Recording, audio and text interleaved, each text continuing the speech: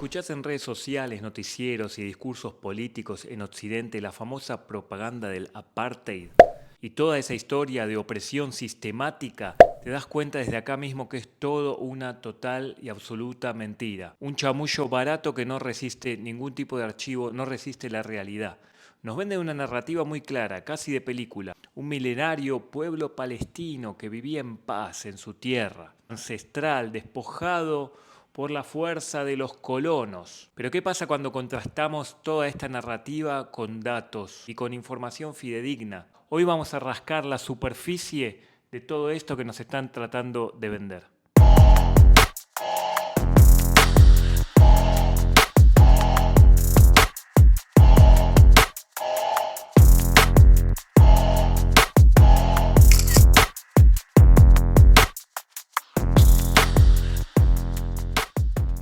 La primera mentira que te venden es que Palestina es el nombre de una civilización árabe ancestral que estaba en estas tierras. Acá nunca hubo un pueblo palestino. El término Siria-Palestina fue impuesto de manera artificial por el Imperio Romano en el siglo II de la Era Común, específicamente por el emperador Adriano. Tras aplastar las revueltas judías y cometer matanzas brutales, los romanos destruyeron Jerusalén por completo y tenían en mente solo un objetivo. Tenían un objetivo claro que era desterrar, desligar toda conexión judía con estas tierras. Oficialmente todas estas tierras se conocían como Judea, literalmente la tierra de los judíos.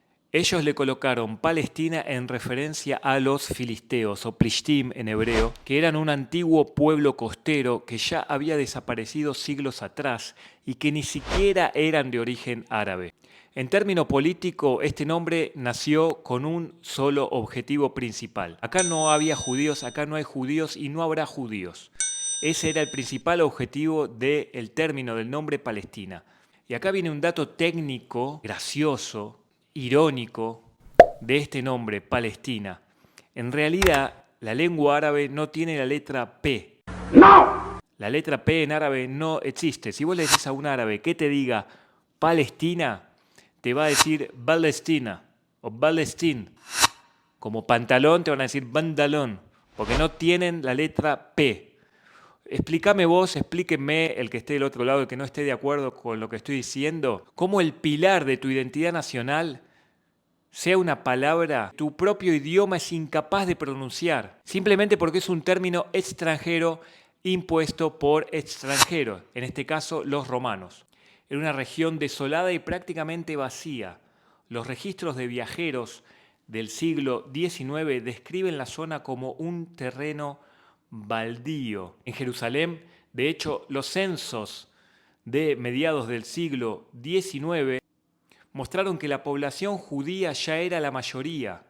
Entonces, ¿de dónde surge esta población palestina? ¿Cuáles son sus raíces? ¿Cuál es su identidad? Los datos históricos demuestran que a finales del siglo XIX y principios del siglo XX, el desarrollo económico y el rescate de la tierra iniciado por los primeros inmigrantes judíos generaron una enorme prosperidad en la región.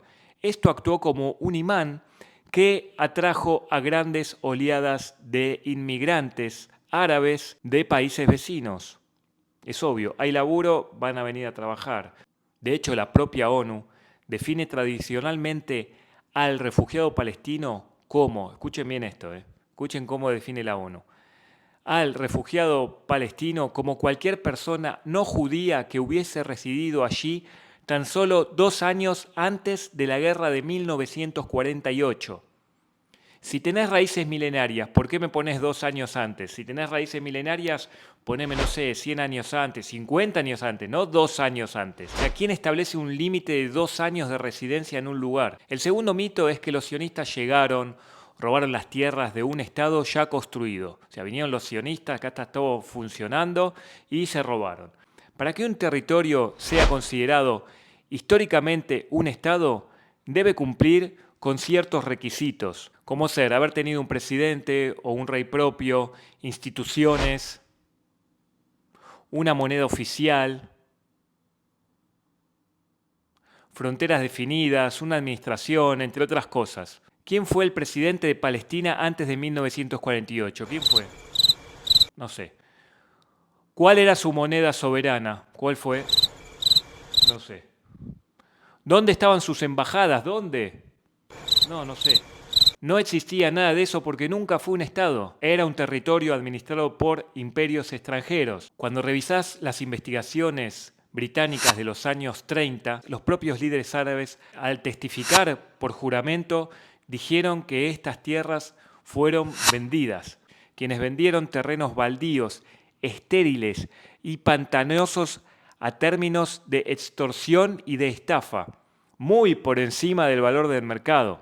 No había nada acá. Incluso había un negocio interno donde mafias árabes apretaban a su propia gente para que les vendan barata esas propiedades y ellos después, a precios infladísimos, vendérsela a los judíos.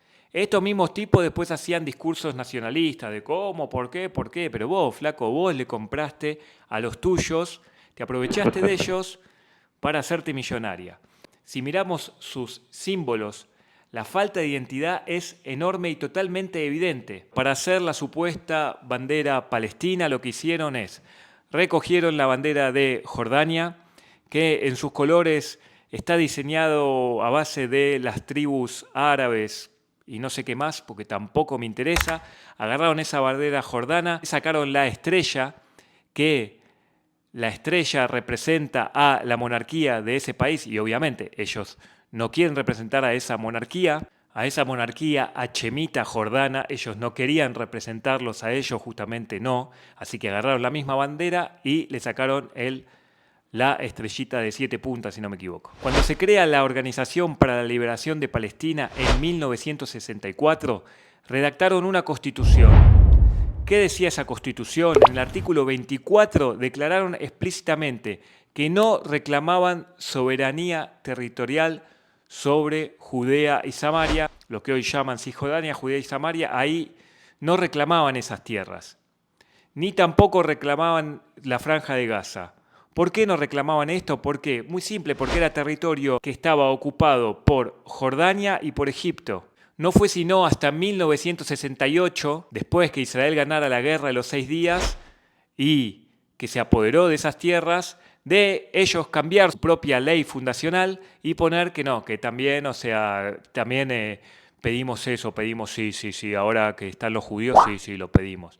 Ahí te das cuenta que es todo lo mismo y que Palestina fue creado, es una propaganda por el solo hecho de que los judíos no tengan ni su tierra milenaria, ni derechos y ni nada. Y todo lo que ellos buscan es el exterminio del pueblo judío. Y ahora mismo, vos también lo estás viendo, el exterminio de Occidente, el exterminio de las ideas de la libertad, de las ideas de la democracia y de las ideas de la tolerancia. Muchos militares de la OLP admitieron en entrevista que la existencia de una identidad palestina separada responde a razones únicamente tácticas, obvio. Mientras más cerca, mientras más marca personal tenga sobre mi presa, mejor. Mientras más rodeado esté, mejor.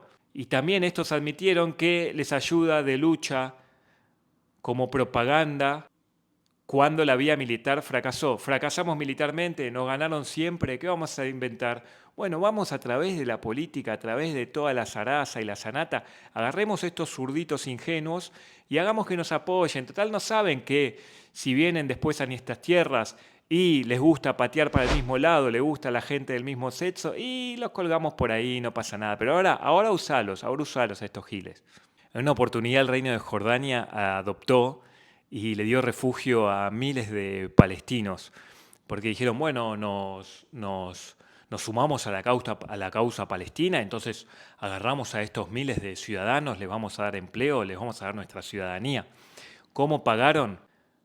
Pagaron con lo que se llamó históricamente el Septiembre Negro. En 1970 intentaron derrocar al rey Hussein, intentaron atentar contra su vida, no una vez, sino 2 veces, desatando una guerra civil sangrienta. Por eso los países supuestamente hermanos de los palestinos no los quieren. Por eso Egipto tiene una muralla gigantesca, muchísimo más grande a las murallas que podamos tener nosotros acá en Israel. Por eso Jordania no quiere saber nada de nada con ningún palestino ni nada. De vez en cuando tiran algo, no, porque Israel no quiere saber nada. Ningún gobierno va a querer meter células terroristas que dañen la estabilidad de su propio país en su propio territorio. ¿Cómo le vendo al mundo esto que necesito? Durante años utilizaron de manera insistente los términos apartheid y colonialismo. Sin embargo, esa estrategia empezó a perder efectividad ante la terca realidad de los hechos. Sin ir más lejos, hoy estuve en Aco. Hoy fui a Aco, fui a dar una vuelta por ahí. Al llegar me vi que estaban todos los locales del Shuk, de lo que sería el mercado, la feria de ahí, todos cerrados. Y habían muchos inflables, juegos para niños y cosas que estaban preparando.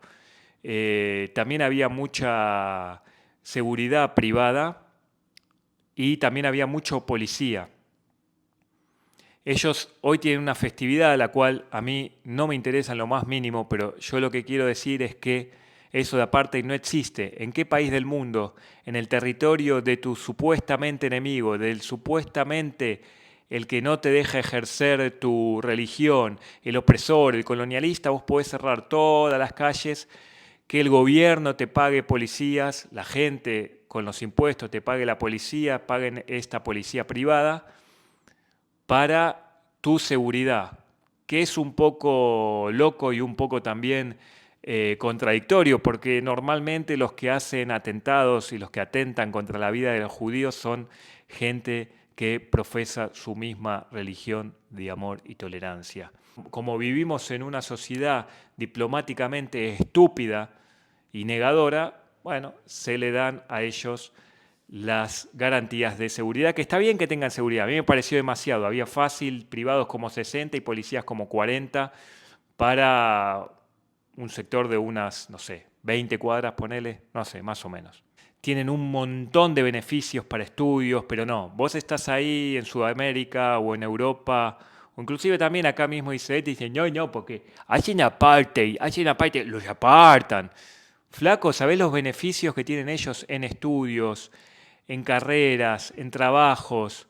No existe. Yo si llego a ir a uno de esos 40 y pico países de ellos, solamente con mi kipá, no sé qué me pasaría. En realidad sí sé lo que me podría llegar a pasar, pero no lo digo porque YouTube después no me autoriza a subir el video. ¿Qué propaganda nueva podrían decir ante la evidencia clara de decir, no, Israel está haciendo un genocidio? ¡Genocidas! Se están matando bebés. Cualquiera que realmente quiera escuchar la verdad y no esté cegado por el prejuicio o por un odio arraigado hacia el judío, solo basta con usar un poquitito de Google, entren a Google, para desmantelar toda esta mentira. Los datos objetivos muestran que el ejército israelí opera bajo los estandartes más éticos del mundo. Lanzan panfletos de advertencia antes de cada ataque, realizan llamadas telefónicas individuales para evacuar edificios, abren cordones humanitarios y entre muchas y muchas otras cosas para tratar de minimizar o que las víctimas civiles sean lo menos posible. Pero obviamente, ¿qué utilizan estos grupos terroristas, Hamas, Hezbollah y todas estas lacras? Obviamente utilizan escudos humanos o atacan desde lugares donde creen que Israel no va a atacar, como si fuese un colegio, una mezquita, un hospital, etcétera, etcétera, etcétera. Ningún ejército que busca un genocidio hace todos estos avisos antes. Si Israel quisiera hacer un genocidio, ya hubiese terminado hace mucho estas guerras, tanto en el norte como en el sur. Cuestión de días, con un solo F-16 y libre albedrío, haces un desastre. Entonces, cuando dicen genocidio, yo por lo menos me río y le digo, bueno, está bien, ya sé con qué tipo de persona estoy hablando. Porque o es un distorsionado mental, o no quiere ver la realidad, o es un judeófobo. No hay muchas chances más. Suscríbete a Atlas Israel. Am Israel Chai.